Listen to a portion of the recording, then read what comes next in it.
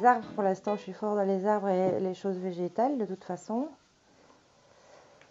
Oui, donc en fait, tu fais déjà une première couche. Et il y en aura d'autres. Ça peut, voilà, quand je trouve ça intéressant, j'arrête, mais je teste un peu. C'est un peu des laboratoires de recherche, d'expérience. Quand je teste, je ne sais pas trop où je vais au début. Je sais juste que voilà, ça va être un arbre, qu'il y aura du végétal.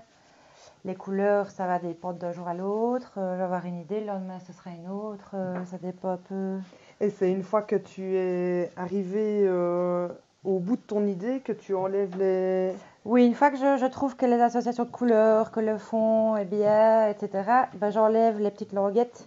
Et puis alors je vois la petite surprise qui apparaît, parce que ça donne toujours autrement, c'est l'effet positif, négatif. Oui. Donc ça donne toujours autrement parfois que ce que j'avais en tête.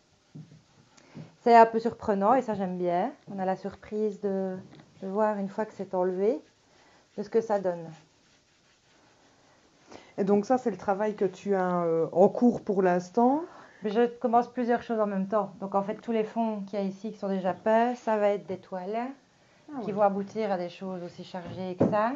Voilà, là c'est le même principe aussi. Sauf que maintenant, je mets de la bombe aussi. Donc j'ai des pochoirs et on va aller dehors après pour montrer sur une autre toile qui est en cours. Donc avant, en fait, l'idée était partie de découpage, parce que j'aime encore bien de découper. Et donc avant, je collais ça sur les toiles avec du vernicole. Alors soit je laissais carrément ça, ou je peignais par-dessus, puis j'enlevais un peu le même principe que ça. Et je voyais un peu la surprise qui apparaissait. Puis alors, quand j'ai fait la fresque avec José Carvalero en Préjavet, j'ai dû faire des pochoirs et donc m'y mettre vraiment à cette technique. Et donc voilà, je réutilise, j'en ai fait d'autres aussi, des pochoirs végétaux. Donc je pars d'un petit dessin. Et puis voilà. Et puis alors c'est l'étape pochoir. Donc là je vais voir un petit peu, je voudrais bien peindre un toucan. Donc je vais réaliser l'étape des pochoirs.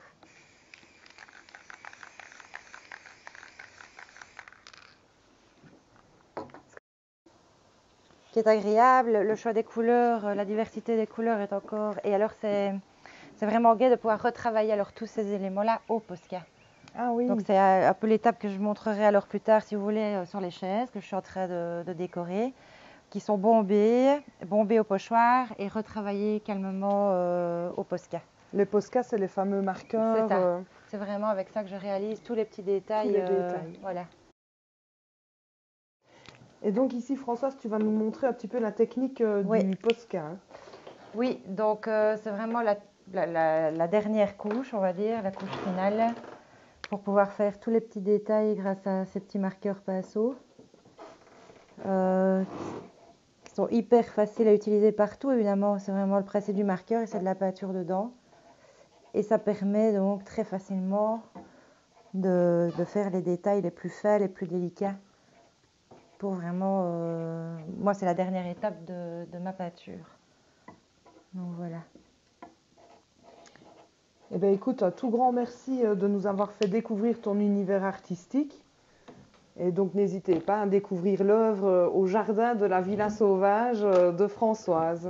Merci.